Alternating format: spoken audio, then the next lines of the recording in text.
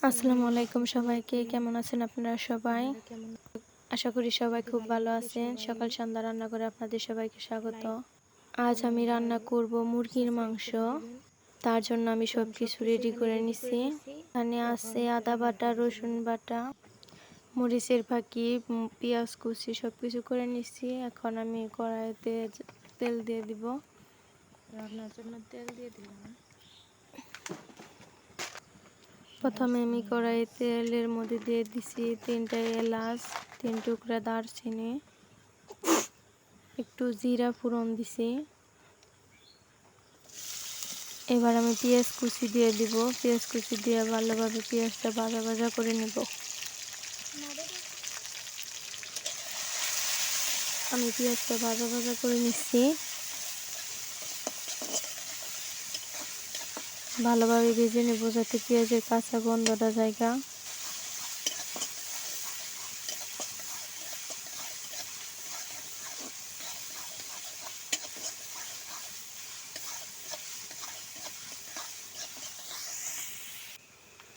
এখন দিয়ে দিব। তো আমার ভাজা হয়ে গেছে। এখন আমি এর মধ্যে দিয়ে দিব আদা, রসুন, জিরা একসাথে বেটে নিয়েছি সেটা। তারপর দিয়ে দিচ্ছি কাঁচামরিচ আর পেঁয়াজ বাটা, যাতে একটু ঘন হয় আর কি। তরকারিটা একটু ঘন করার জন্য আমি একটু পেঁয়াজ কুচি দিচ্ছি।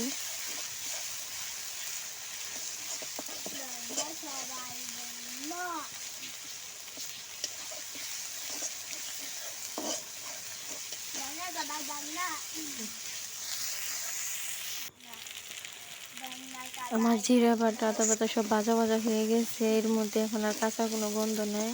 এখন আমি দিয়ে দিব মশলাগুলা দিয়ে দেব। এখন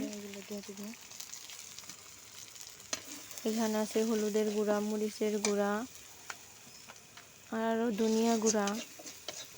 ভালোভাবে দিয়েছি। আমি পানি দিয়ে দিব কষানোর জন্য।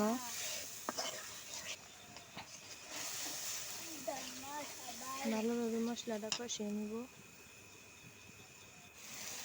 আমার কষানো হয়ে গেছে। এবার আমি মাংসগুলো দিয়ে দিব। দেখেন তেল ছেড়ে দিছে, মশলার উপরে তেল বেশি উঠছে। এবার আমি মাংসগুলো দিয়ে দিব।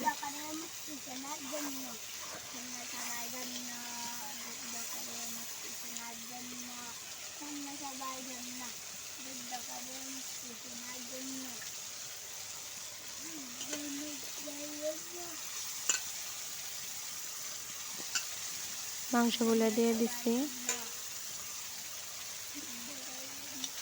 ভালোভাবে নেড়ে চেড়ে মশলাগুলো মিশিয়ে দেব।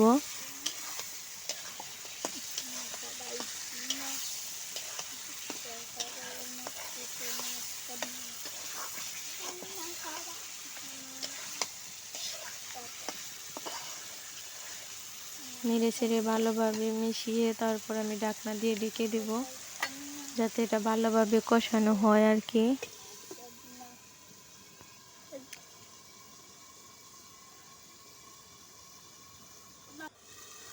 ঢাকনা তুলে আবার একটু নাড়াচাড়া করে দেব, নিচে যেন ধরে না যায়।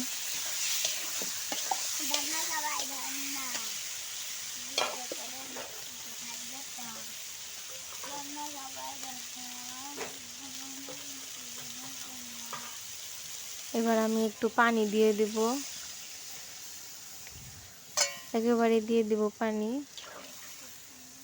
যাতে মাংসটা সিদ্ধ হয়। এবার আমি ভালোভাবে আবার ঢেকে দিব, যাতে মাংসটা সিদ্ধ হয়ে যায়।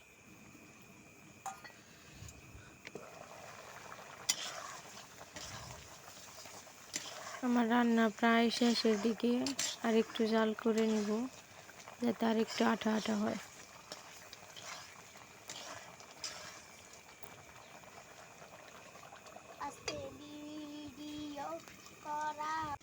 আমার রান্না প্রায় শেষের দিকে। তো আপনারা সবাই ভালো থাকবেন, সুস্থ থাকবেন। আমার চ্যানেলটাকে একটু সাবস্ক্রাইব করে দিবেন। দেখেন আমার রান্না শেষের দিকে, দেখেন কত সুন্দর কালার আসছে। এবার আমি নামিয়ে নিব। আল্লাহ হাফেজ, সবাইকে ধন্যবাদ।